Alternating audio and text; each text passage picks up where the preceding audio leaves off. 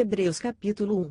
Havendo Deus, desde a antiguidade, falado, em várias ocasiões e de muitas formas, aos nossos pais, por intermédio dos profetas, nestes últimos tempos, nos falou mediante seu Filho, a quem constituiu herdeiro de tudo o que existe e por meio de quem criou o universo. Ele, que é o resplendor da glória e a expressão exata do seu ser, sustentando tudo o que há pela palavra do seu poder. Depois de haver realizado a purificação dos pecados, ele se assentou à direita da majestade nas alturas, tornando-se tão superior aos anjos quanto o nome que herdou é ainda mais excelente do que eles. O Filho é exaltado acima dos anjos porquanto, a qual dos anjos Deus alguma vez afirmou: Tu és meu filho, eu hoje te gerei? E outra vez eu lhe serei pai, e ele me será filho. E uma vez mais, quando Deus introduz o primogênito no mundo, declara a todos os anjos de Deus o adorem. Quanto aos anjos, ele afirma: Ele faz dos seus anjos ventos, e dos seus servos, labaredas de fogo. Entretanto, a respeito do Filho, revela: O teu trono, ó Deus, subsiste por toda a eternidade, e o cetro do teu reino é bastão da justiça. Amas o direito e odeias a iniquidade, por esse motivo, Deus, o teu Deus, te escolheu e ungiu com óleo de alegria, como a nenhum dos teus companheiros. E acrescenta: Tu, Senhor, no princípio estabeleceste os fundamentos da terra, e os céus são obras das tuas mãos. Eles perecerão, mas tu permanecerás, envelhecerão como vestimentas, e como um manto tu os enrolarás, e como roupas serão trocados, mas tu és imutável, e os teus dias não terão fim. Ora, a qual dos anjos Deus alguma vez declarou: Senta-te à minha direita, até que eu faça dos teus inimigos um estrado para os teus pés?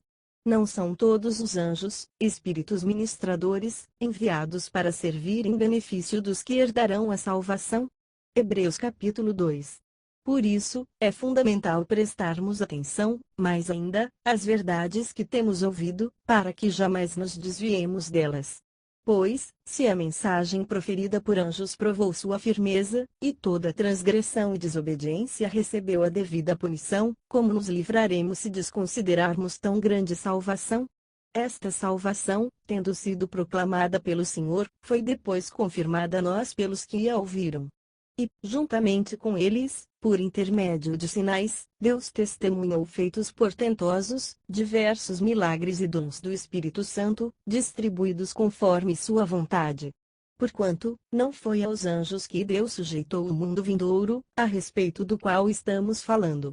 Cristo é feito à nossa semelhança. No entanto, alguém em certa passagem testemunhou, afirmando que é o homem, para que com ele te importes. E o filho de Adão, para que venhas visitá-lo. Tu o fizeste um pouco menor do que os anjos e o coroaste de glória e de honra, tudo sujeitaste debaixo dos seus pés. E ao sujeitar-lhe todo o universo, nada deixou que não lhe fosse sujeito. Contudo, hoje ainda não vemos que todas as coisas estejam submissas a ele, observamos, no entanto, aquele que por um momento foi feito menor do que os anjos, Jesus, coroado de honra e de glória por ter sofrido a morte, para que, pela graça de Deus, em benefício de todos, experimentasse a morte. Ao conduzir muitos filhos à glorificação, convinha que Deus, por causa de quem e por intermédio de quem tudo veio a existir, tornasse perfeito, por meio do sofrimento, o autor da salvação deles. Assim, tanto o que santifica quanto os que são santificados advém de um só. E, por essa razão, Jesus não se envergonha de chamar-los irmãos. Ele declara: Vou anunciar teu nome aos meus irmãos, cantar-te-ei louvores no meio da congregação. E mais porei nele a minha confiança. E outra vez ele afirma: Aqui estou eu com os filhos que Deus me concedeu. Portanto, visto que os filhos compartilham de carne e sangue, ele também participou dessa mesma condição humana, para que pela morte destruísse aquele que tem o poder da morte, a saber, o diabo, e livrasse todos os que ao longo de toda a vida estiveram escravizados pelo medo da morte. Pois é evidente que ele não auxilia os anjos, mas sim a descendência de Abraão. Por esse motivo, era vital que ele se tornasse semelhante a seus irmãos em todos os aspectos, a fim de que pudesse constituir-se sumo sacerdote misericordioso e leal em relação a Deus, e pudesse realizar propiciação pelos pecados do povo. Considerando, portanto, tudo o que ele mesmo sofreu quando tentado, ele é capaz de socorrer todos aqueles que semelhantemente estão sendo atacados pela tentação. Hebreus capítulo 3. Sendo assim, santos irmãos, participantes da convocação celestial, considerai com toda atenção o apóstolo e sumo sacerdote que declaramos publicamente Jesus. Ele foi fiel àquele que o constituiu, assim como também foi Moisés em toda a casa de Deus. Jesus foi considerado digno de maior glória do que Moisés, pelo mesmo princípio que o construtor de uma casa possui mais honra do que a própria casa. Porquanto, toda casa é construída por alguém, no entanto, Deus é o supremo construtor de tudo. Moisés foi leal como servo em toda a casa de Deus, dando testemunho do que haveria de ser revelado no futuro. Cristo, no entanto, é fiel como filho sobre a casa de Deus, e essa casa, precisamente, somos nós, isto é, se retivermos, com fé perseverante, a coragem e a esperança da qual nos gloriamos. O grave perigo da incredulidade, assim como proclama o Espírito Santo hoje: se ouvirdes a sua voz, não endureçais o vosso coração, como ocorreu na rebelião, durante tempo da provação no deserto, onde vossos pais me tentaram, pondo-me à prova, ainda que, durante 40 anos, tenham contemplado as minhas obras. Por esse motivo, me indignei contra essa geração e declarei: o coração destes está sempre se desviando, e não reconheceram os meus caminhos. Sendo assim, jurei na minha ira: estes jamais entrarão no meu descanso. E irmãos, tende muito cuidado, para que nenhum de vós mantenha um coração perverso e incrédulo, que se afaste do Deus vivo. Pelo contrário, exortai-vos mutuamente todos os dias, durante o tempo que se chama hoje, de maneira que nenhum de vós seja embrutecido pelo engano do pecado. Porque passamos a ser participantes de Cristo, desde que, na realidade, nos apeguemos até o fim à fé que nele depositamos desde o início. Por essa razão é que se afirma hoje: se ouvirdes a sua voz, não endureçais o vosso coração, como ocorreu na rebelião. Ora, quem foram os que ouviram e se rebelaram?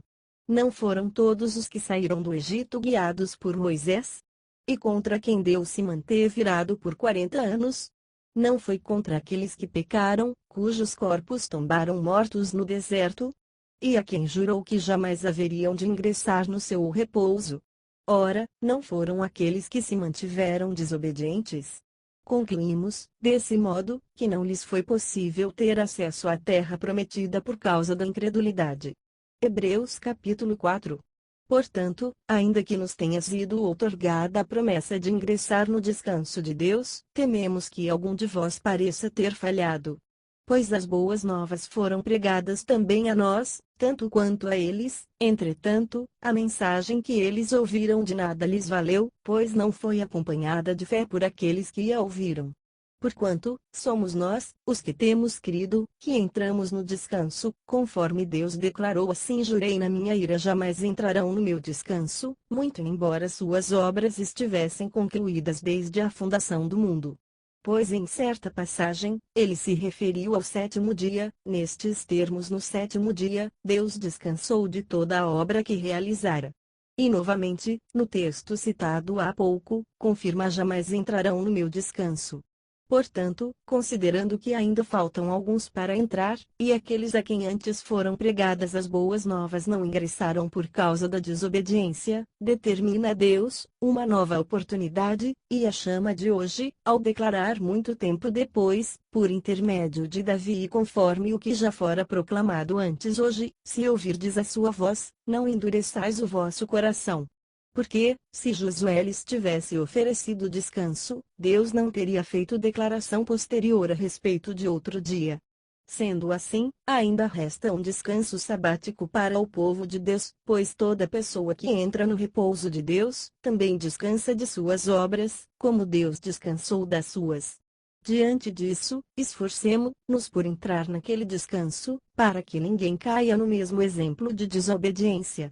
Porquanto a palavra de Deus é viva e eficaz, mais cortante que qualquer espada de 2 gumes, capaz de penetrar até ao ponto de dividir alma e espírito, juntas e medulas, e é sensível para perceber os pensamentos e intenções do coração. E não há criatura alguma incógnita aos olhos de Deus. Absolutamente tudo está descoberto e às claras diante daquele a quem deveremos prestar contas. Jesus é o grande sumo sacerdote, concluindo, tendo em vista que temos um grande sumo sacerdote que foi capaz de adentrar os céus, Jesus, o Filho de Deus, mantenhamos com firmeza nossa declaração pública de fé. Pois não temos um sumo sacerdote que não seja capaz de compadecer-se das nossas fraquezas, mas temos o sacerdote supremo que, à nossa semelhança, foi tentado de todas as formas, porém sem pecado algum. Portanto, acheguemo-nos com toda a confiança ao trono da graça, para que recebamos misericórdia e encontremos o poder que nos socorre no momento da necessidade. Hebreus capítulo 5. Porquanto, todo sumo sacerdote, sendo escolhido dentre os homens, é designado para representá-los em questões relacionadas com Deus, a favor da humanidade, a fim de oferecer tanto dons quanto sacrifícios pelos pecados. Ele é capaz de compadecer-se dos que não têm conhecimento e se desviam, considerando que ele mesmo está rodeado de fraquezas e, por esse motivo, deve oferecer sacrifícios pelos pecados, tanto do povo como em seu próprio favor. Ninguém, portanto, toma essa honra para si mesmo, senão quando convocado por Deus, como aconteceu com Arão. Desse mesmo modo, Cristo não buscou para si próprio a glória de se tornar sumo sacerdote, mas foi Deus quem lhe declarou: Tu és meu filho, eu hoje te gerei. E revela em outra passagem: Tu és sacerdote para todo sempre, conforme a ordem de Melquisedeque. Durante seus dias de vida na terra, Jesus ofereceu orações e súplicas, em clamor e com lágrimas, àquele que o podia salvar da morte, tendo sido ouvido por causa da sua reverente submissão. Mesmo considerando o fato de ele ser o Filho de Deus, aprendeu a obediência por intermédio das aflições que padeceu, e, uma vez aperfeiçoado, tornou-se a fonte de salvação eterna para todos quantos lhe obedecem, tendo sido nomeado por Deus sumo sacerdote, segundo a ordem de Melquisedeque. Buscar a maturidade em Cristo. Quanto a isso, temos muito que ensinar, assunto difícil de explicar, especialmente porque vos tornastes indolentes para aprender. Apesar de que, a essa altura, já devesseis ser mestres, ainda estáis precisando de que alguém vos instrua mais uma vez quanto aos princípios elementares da palavra de Deus. Voltastes a necessitar de leite, quando já devíeis estar recebendo o alimento sólido. Ora, quem precisa alimentar-se de leite ainda é criança, e não tem experiência no ensino da justiça. No entanto, o alimento sólido é para os adultos, os quais, pelo exercício constante da fé, tornaram-se capazes de discernir tanto o bem quanto o mal. Hebreus capítulo 6. Sendo assim, considerando conhecidos os ensinos básicos a respeito de Cristo, prossigamos rumo à maturidade, sem lançar novamente o fundamento do arrependimento de atitudes inúteis e que conduzem à morte, da fé em Deus, da instrução acerca de batismos, da imposição de mãos, da ressurreição dos mortos e do juízo eterno. Sigamos, pois, avante. E, se Deus o permitir, faremos isso. O grave perigo de rejeitar a fé é impossível para aqueles que uma vez foram iluminados, experimentaram o dom celestial e se tornaram participantes do Espírito Santo, e provaram os benefícios da palavra de Deus e os poderes da era que há de vir, mas apostataram da fé. Sim, é impossível que tais pessoas sejam reconduzidas ao arrependimento, tendo em vista que contra si mesmos estão crucificando outra vez o Filho de Deus, e zombando publicamente dele. Porquanto a terra que absorve a chuva que cai de tempo em tempo, e dá colheita proveitosa àqueles que a cultivam, recebe a bênção de Deus. Todavia, a terra que produz espinhos e ervas daninhas é inútil, e logo será amaldiçoada. Seu fim é ser lançada ao fogo. Vivendo como herdeiros de Deus quanto a vós outros, no entanto, ó amados, estamos convencidos de que a vossa situação é muito melhor, sendo beneficiados com as bênçãos decorrentes da salvação. Porquanto Deus não é injusto para se esquecer do vosso trabalho e do amor que revelastes para com o seu nome, pois servistes os santos, e ainda os servis.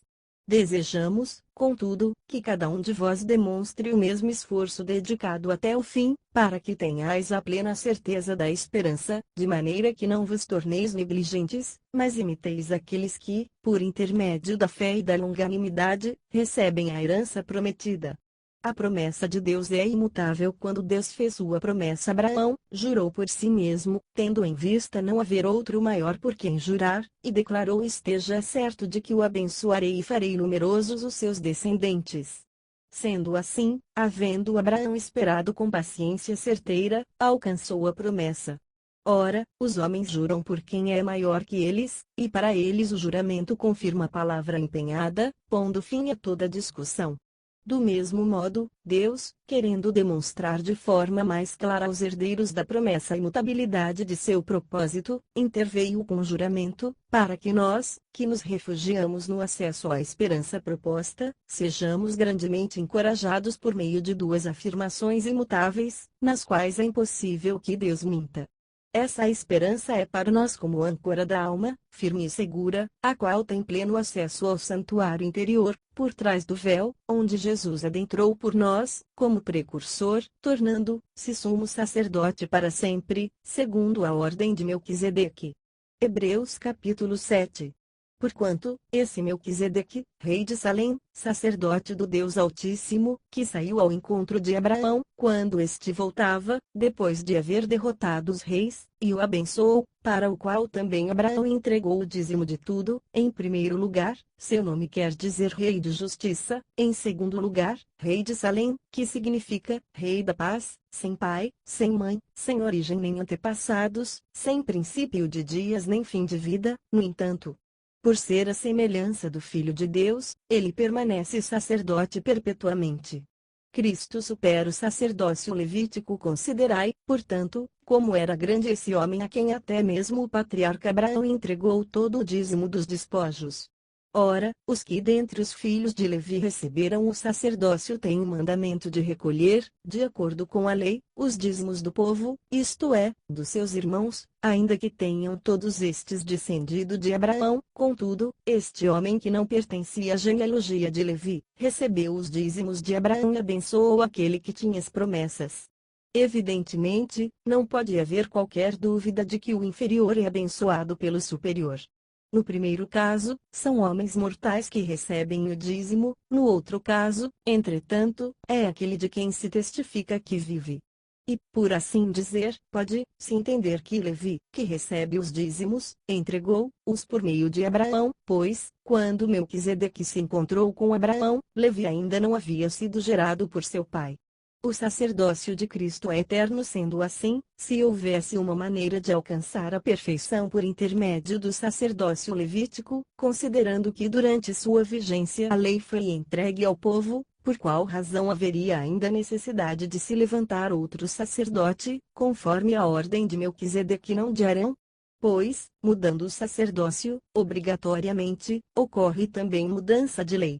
Porque aquele sobre quem se fazem estas afirmações pertencia a outra tribo, da qual ninguém jamais havia servido diante do altar, porquanto, é bem sabido que o nosso Senhor descende de Judá, tribo da qual Moisés nada fala quanto a sacerdócio. E este fato torna-se ainda mais claro com o surgimento de outro sacerdote à semelhança de Melquisedeque, não constituído segundo o decreto de um mandamento humano relativo à linhagem, mas de acordo com o poder de uma vida inextinguível. Porque sobre ele está escrito: tu és sacerdote para sempre, conforme a ordem de Melquisedeque. Assim, o mandamento anterior é anulado por causa de sua fragilidade e inutilidade, pois a lei jamais conseguiu aperfeiçoar nada, sendo, portanto, estabelecida uma esperança muito superior, por meio da qual temos pleno acesso a Deus. E não foi sem juramento que esse fato se deu. Outros se fizeram sacerdotes sem qualquer juramento, no entanto, ele se tornou sacerdote com juramento, no momento em que Deus declarou: o Senhor jurou e não se arrependerá, tu és sacerdote para sempre. Jesus transformou-se, por essa razão, na garantia de uma aliança superior. Por isso, aqueles sacerdotes têm surgido em maior número, pois são impedidos pela morte de continuar o ministério. Contudo, considerando que vive para sempre, Jesus tem um sacerdócio perene. Concluindo, ele é poderoso para salvar definitivamente aqueles que, por intermédio dele, achegam-se a Deus, pois vive sempre para interceder por eles. Certamente estávamos necessitados de um sacerdote como este santo, inculpável, puro, apartado dos pecadores, exaltado acima dos céus. Diferentemente dos outros sumos sacerdotes, ele não precisa oferecer sacrifícios dia após dia, que oferecem primeiro por seus próprios pecados e, somente depois, pelos pecados do povo. Porque no momento em que ofereceu a si mesmo, realizou esse sacrifício de uma vez por todas. Porquanto a lei designa sumos sacerdotes a homens que têm fraquezas, mas o juramento, que veio depois da lei, estabelece por toda a eternidade Filho, que foi aperfeiçoado. Hebreus capítulo 8. Ora, o mais importante de tudo o que temos afirmado aqui, sim, temos um sumo sacerdote, o qual se assentou à direita do trono da majestade nos céus, como ministro do santuário do verdadeiro tabernáculo que o Senhor ergueu, não como ser humano. Pois todo sumo sacerdote é constituído para apresentar ofertas e sacrifícios, por essa razão, era imprescindível que este sumo sacerdote fizesse a sua oferta pessoal. Entretanto, se ele estivesse na terra, nem seria considerado sumo sacerdote, tendo em vista que já foram constituídos aqueles que apresentam as ofertas prescritas pela lei. Esses servem num santuário que é representação e sombra daquele que está nos céus. Já que Moisés foi avisado quando estava para construir o tabernáculo: observai tudo com cautela, para que façais todas as coisas de acordo com o modelo que vos foi revelado no monte. Contudo, agora, Jesus recebeu um ministério ainda mais excelente que o dos sacerdotes, assim como também a aliança da qual ele é o mediador, aliança muito superior à antiga, pois que é fundamentada em promessas excelsas. Ora, se aquela primeira aliança não tivesse imperfeições, não seria necessário buscar lugar para a segunda. Porquanto ele declara, repreendendo o povo por suas faltas: dias virão, diz o Senhor, em que estabelecerei com a casa de Israel e com a casa de Judá uma nova aliança.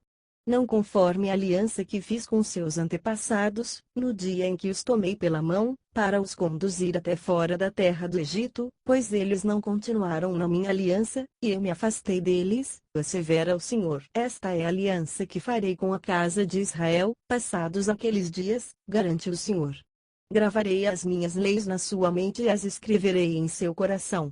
Eu lhe serei Deus, e eles serão o meu povo. Ninguém jamais precisará ensinar o seu próximo, nem o seu irmão, dizendo: conhece o Senhor, porque todos me conhecerão, desde o menor deles até o maior. Pois eu lhes perdoarei a malignidade e não me permitirei lembrar mais dos seus pecados. Ao proclamar nova esta aliança, ele transformou em antiquada a primeira. E o que se torna superado e envelhecido, está próximo do aniquilamento. Hebreus capítulo 9. Ora, a primeira aliança possuía ordenanças para adoração e também um tabernáculo terreno. Pois foi levantada uma tenda, em cuja parte da frente, conhecida como lugar santo, estavam o candelabro, a mesa e os pães da proposição. Mas, atrás do segundo véu, havia parte chamada Santo dos Santos, onde se posicionavam o altar de ouro puro para o incenso e a arca da aliança, também toda revestida de ouro. Nessa arca estavam o vaso de ouro contendo o maná, a vara de Arão que floresceu e as tábuas da aliança. Acima da arca ficavam os querubins da glória, que com sua sombra cobriam a tampa da arca, o propiciatório. Contudo, não é nosso propósito detalhar esse assunto agora. Ora, logo após tudo isso estar assim preparado, os sacerdotes entravam regularmente na parte inicial do tabernáculo, a fim de realizar os atos sagrados de culto. No entanto, na segunda parte da tenda, o Santo dos Santos, somente o sumo sacerdote podia entrar, uma vez por ano, e jamais sem apresentar o sangue do sacrifício, que ele oferecia por si mesmo e pelos pecados que o povo havia cometido por ignorância. Dessa maneira, o Espírito Santo estava revelando que, enquanto continuasse erguido o primeiro tabernáculo, o caminho para o Santo dos Santos ainda não havia sido manifestado. Esse fato transforma-se numa ilustração para os nossos dias, esclarecendo que as ofertas e os sacrifícios oferecidos não podiam dar ao adorador uma consciência perfeitamente limpa. Eram somente ordenanças que tratavam de comida e bebida e de várias cerimônias de purificação com água. Esses mandamentos exteriores foram impostos até a chegada do tempo da nova ordem. O perfeito sacrifício de Cristo. Quando Cristo chegou como sumo sacerdote dos benefícios que estavam por vir, ele mesmo adentrou o maior e mais perfeito tabernáculo, não construído por mãos humanas, isto é, não pertencente a esta criação. Não por intermédio de sangue de bodes e novilhos, porém mediante seu próprio sangue, ele entrou no Santo dos Santos, de uma vez por todas, conquistando a eterna redenção. Portanto, se o sangue de bodes e de touros e as cinzas de uma novilha espalhadas sobre os que estão cerimonialmente impuros os santifica, de forma que se tornam exteriormente puros, quanto mais o sangue de Cristo, que mediante o Espírito Eterno se ofereceu de forma imaculada a Deus, purificará completamente a nossa consciência de comportamentos que conduzem à morte, para que sirvamos ao Deus vivo. Exatamente por esse motivo, Cristo é o mediador de uma nova aliança para que todos aqueles que são chamados recebam a promessa da herança eterna, visto que ele morreu como resgate por todas as transgressões cometidas durante o período em que vigorava a primeira aliança. No caso de um testamento, é imperioso que se comprove a morte daquele que o determinou, porquanto, um testamento só tem validade legal após a confirmação da morte do testador, considerando que não poderá entrar em pleno vigor enquanto estiver vivo quem o fez. Por essa razão, nem a primeira aliança foi sancionada sem sangue, tendo em vista que, depois de proclamar todos os mandamentos da lei a todo o povo, Moisés levou sangue de novilhos e de bodes, e também água, lã vermelha e ramos de sopo, e aspergiu sobre o livro e toda a população, declarando: este é o sangue da aliança, a qual Deus ordenou para obedecerdes. E procedeu da mesma maneira, aspergindo com o sangue o próprio tabernáculo e todos os utensílios usados nas cerimônias sagradas.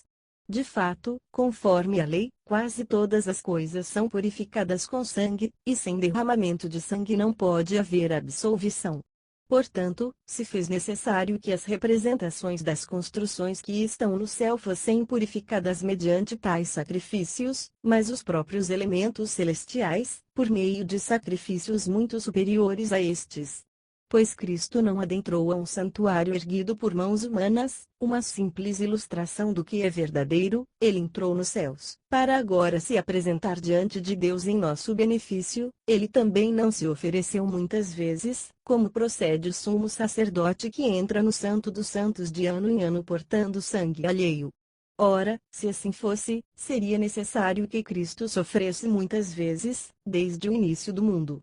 Mas agora ele manifestou-se de uma vez por todas, no final dos tempos, para aniquilar o pecado por intermédio do sacrifício de si mesmo. E, assim como aos homens está ordenado morrer uma só vez, vindo, depois disso, o juízo, assim também Cristo foi oferecido em sacrifício uma única vez, para tirar os pecados de muitas pessoas, e aparecerá a segunda vez, não mais para eximir o pecado, mas para brindar salvação a todos que o aguardam. Hebreus capítulo 10. Assim, considerando que a lei oferece somente um vislumbre dos plenos benefícios que hão de vir, e não exatamente a sua realidade, jamais poderá, mediante os mesmos sacrifícios repetidos ano após ano, aperfeiçoar os que se achegam para adorar. Se não fosse assim, não teriam cessado de ser oferecidos. Porquanto, se os adoradores tivessem sido purificados de uma vez por todas, não mais se sentiriam culpados de seus pecados. Contudo, essas cerimônias de sacrifícios promovem, todos os anos, uma recordação dos pecados, porque é impossível que o sangue de touros e bodes remova pecados. Por isso, quando Cristo veio ao mundo, proclamou sacrifício e oferta não quiseste, mas um corpo me preparaste, de holocausto e ofertas pelo pecado não te agradaste. Então, eu disse: aqui estou, no livro está escrito a meu respeito, vim para fazer a tua vontade, ó Deus. Havendo declarado em primeiro lugar sacrifícios, ofertas, holocaustos e ofertas pelo pecado não quiseste, tampouco deles te agradaste, os quais foram realizados conforme a lei. Então, completou: aqui estou, vim para fazer a tua vontade. E assim, ele cancela o primeiro padrão, para estabelecer o segundo. E por essa determinação, fomos santificados por meio da oferta do corpo de Jesus Cristo, feita de uma vez por todas. Ora, todo sacerdote se apresenta, dia após dia, para exercer seus deveres religiosos, que nunca podem remover os pecados. Jesus, no entanto, havendo oferecido para sempre um único sacrifício pelos pecados, assentou-se à direita de Deus, aguardando, daí em diante, até que seus inimigos sejam submetidos por estrado de seus pés. Porquanto, com uma única oferta, aperfeiçoou por toda a eternidade todos quantos estão sendo santificados. E disso, igualmente, nos dá testemunho o Espírito Santo, porquanto, após ter declarado: esta é a aliança que farei com eles, depois daqueles dias, diz o Senhor. Colocarei as minhas leis no âmago do seu coração e as inscreverei profundamente em sua mente, conclui: dos seus pecados e iniquidades nunca mais me permitirei recordar. Afinal, onde todas as transgressões foram perdoadas, não existe mais qualquer necessidade de oferta de sacrifício pelo pecado.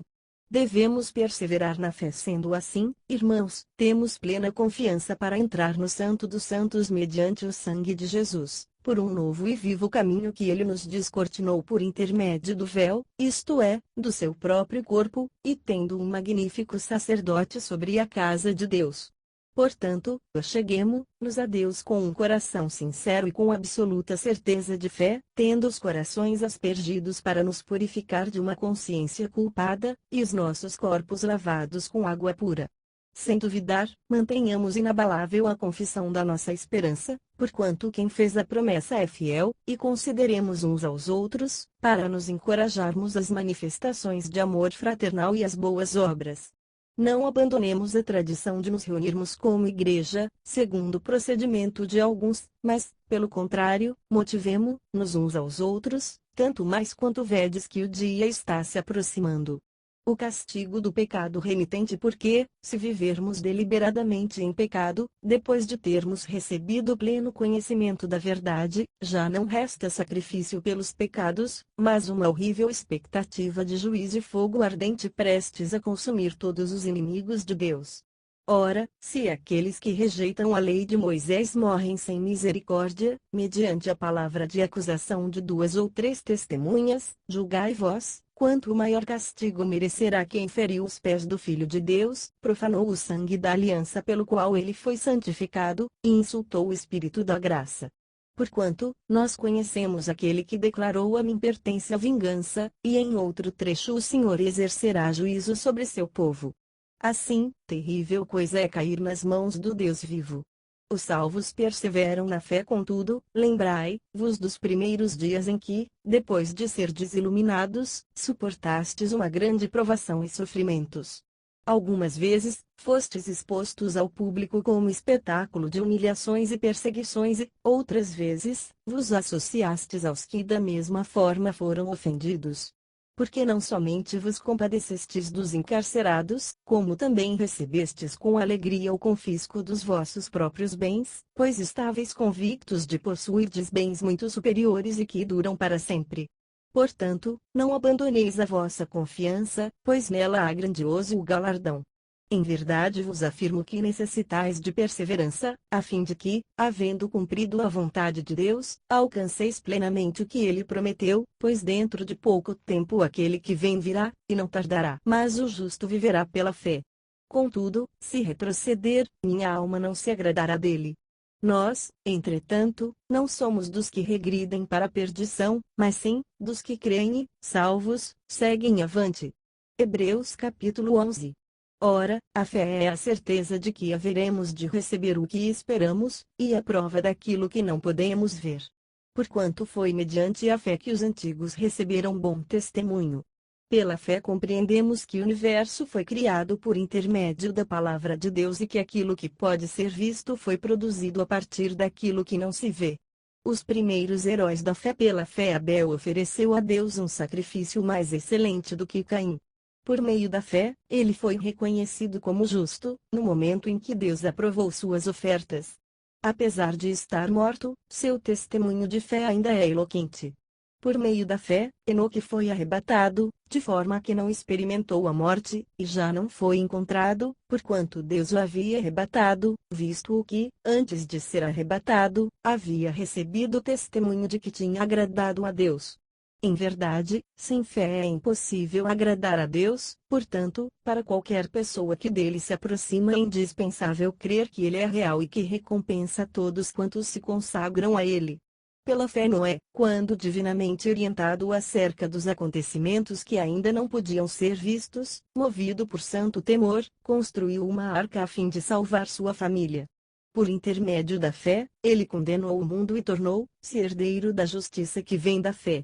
O exemplo dos patriarcas pela fé Abraão, quando convocado, obedeceu e dirigiu-se a um lugar que no futuro receberia como herança, embora não soubesse para onde estava sendo dirigido. Mediante a fé, peregrinou na terra prometida como se fosse terra estrangeira, habitando em tendas, assim como Isaque e Jacó, herdeiros com ele da mesma promessa. Porquanto, aguardava alcançar a cidade que tem alicerces magníficos, da qual Deus é o arquiteto e edificador. Por meio da fé, da mesma forma, a própria Sara recebeu o poder para gerar filhos, ainda que estéril e avançada em idade, porque considerou fidedigno aquele que lhe havia feito a promessa. Sendo assim, daquele homem, já sem virilidade, nasceu uma descendência tão numerosa como as estrelas do céu, e incontável como os grãos de areia à beira-mar. Todos esses viveram pela fé, e morreram sem ter recebido o que havia sido prometido, contudo, viram, no de longe a distância o saudaram, reconhecendo que eram estrangeiros e peregrinos sobre a terra. Os que se expressam dessa maneira demonstram que estão em busca de uma pátria. Pois, se estivessem cogitando sobre aquela de onde saíram, teriam a possibilidade de voltar. Em vez disso, aguardavam eles pela pátria excelente, ou seja, a pátria celestial. Por esse motivo, Deus não se constrange de ser conhecido como Deus deles, mas lhes preparou uma cidade. Pela fé, Abraão, no tempo em que Deus o expôs à prova, ofereceu-lhe Isaque como sacrifício. Aquele que havia recebido as promessas estava mesmo a ponto de sacrificar seu unigênito, ainda que Deus lhe tivesse prometido por intermédio de Isaque, sua descendência será estabelecida, porquanto acreditou que Deus era suficientemente poderoso para ressuscitar-lo dentre os mortos e, simbolicamente, recebeu Isaque de volta dentre os mortos. Pela fé, Isaque abençoou Jacó e Esaú em relação ao futuro deles.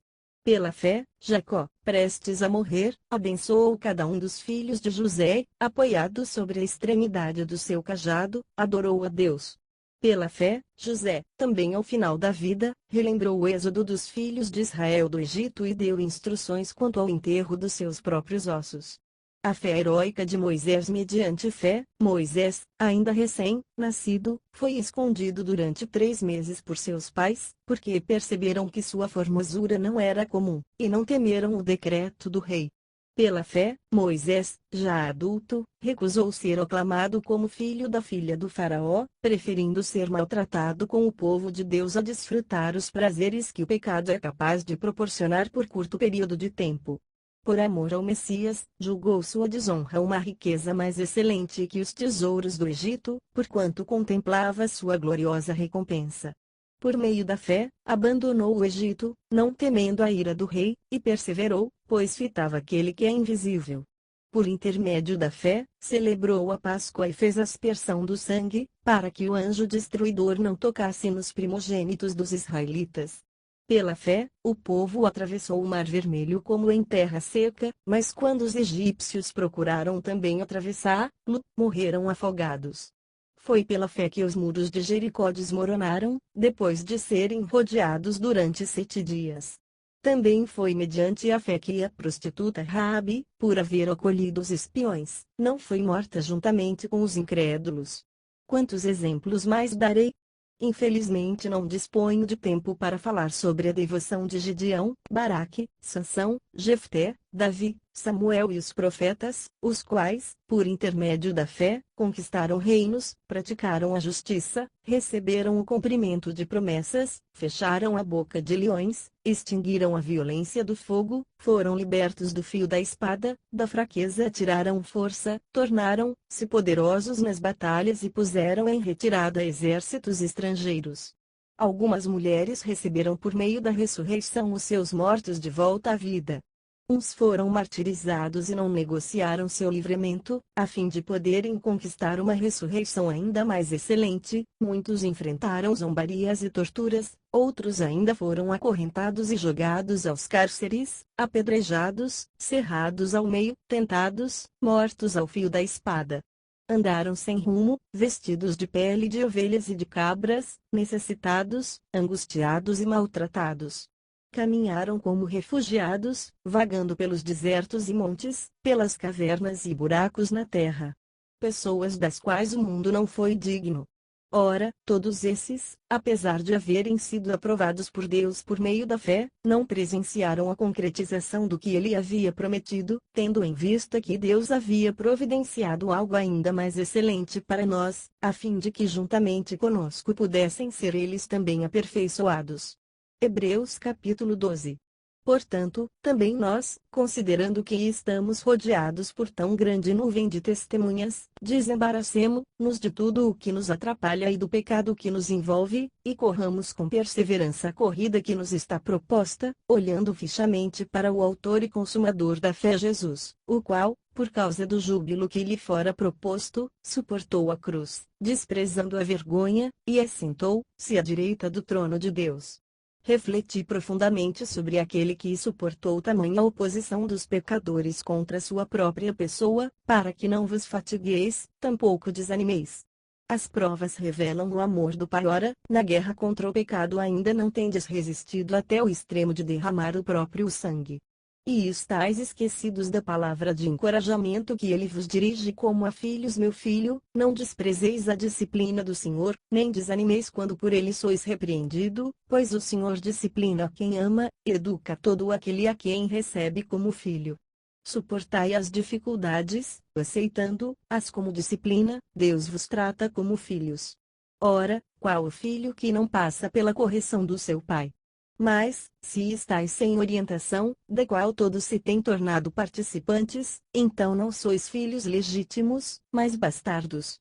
Além do mais, tínhamos nossos pais humanos que nos educavam, e nós os respeitávamos. Quanto mais devemos toda a obediência ao Pai dos Espíritos, para então vivermos. Porquanto, nossos pais nos disciplinavam por um espaço curto de tempo, da forma que melhor lhes parecia.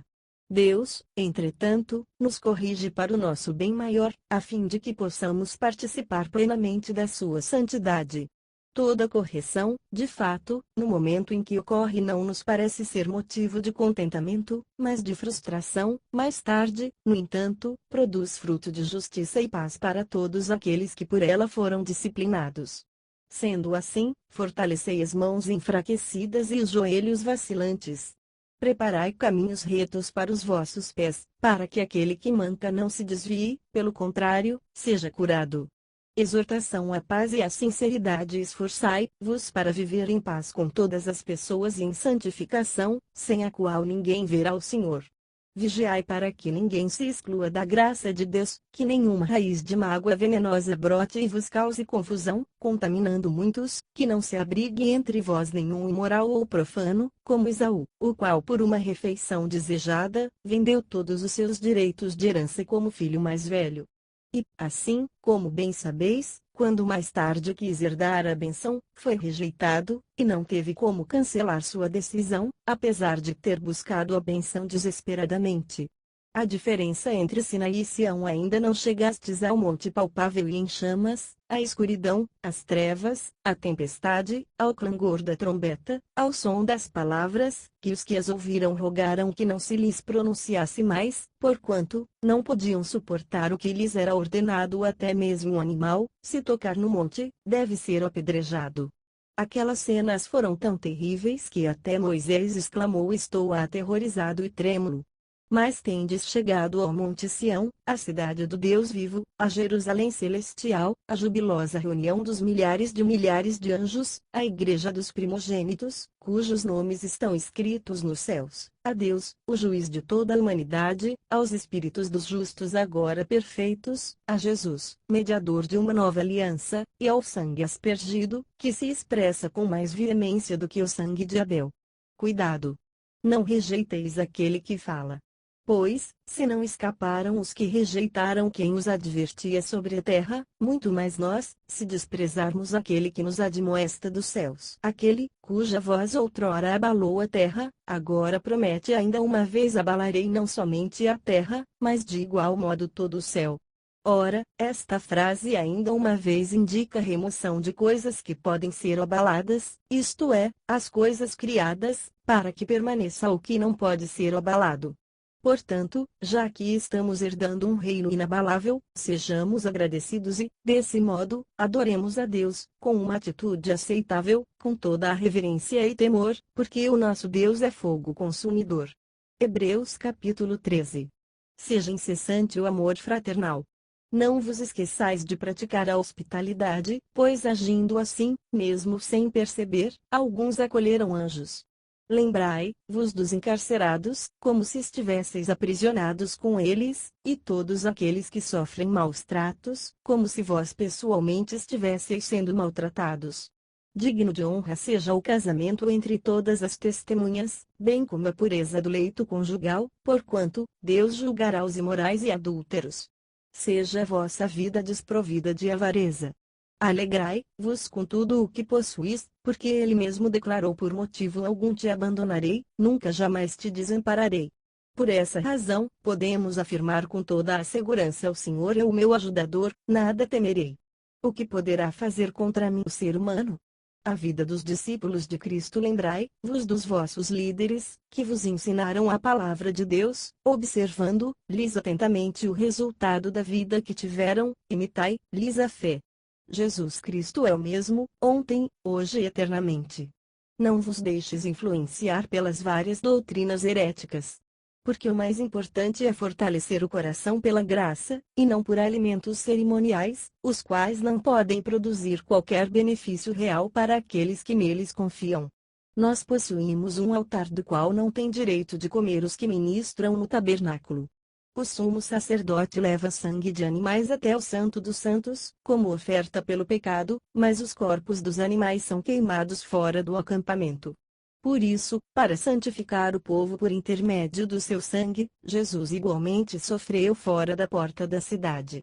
Saiamos, portanto, ao encontro dele, fora do acampamento, levando conosco a mesma humilhação que ele suportou. Pois não temos na terra nenhuma cidade permanente, mas buscamos a que há de vir. Sendo assim, por intermédio dele, ofereçamos continuamente a Deus um sacrifício de louvor, que é o fruto de lábios que confessam o seu nome. De igual modo, não negligencieis a contínua prática do bem e a mútua cooperação, pois é desses sacrifícios que Deus muito se alegra. Sede obedientes aos vossos líderes espirituais e submissos à autoridade que exercem.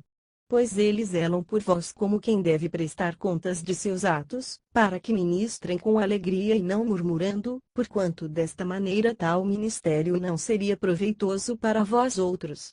Recomendações finais e bênção. Orai por nós, pois temos certeza de caminhar com a consciência limpa, e desejamos viver de modo honrado em relação a todas as áreas da vida.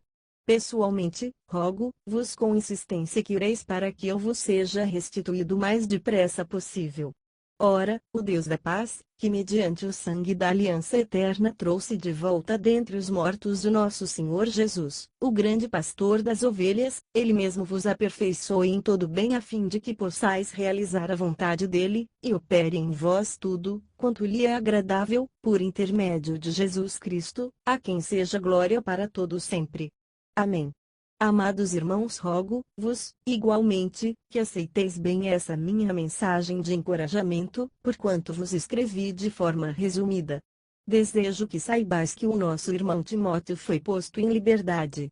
Se ele chegar em breve, irei visitá-los em sua companhia. Saudai a todos os vossos líderes espirituais, bem como todos os demais santos. Os da Itália vos enviam fraternais saudações. A graça seja com todos vós.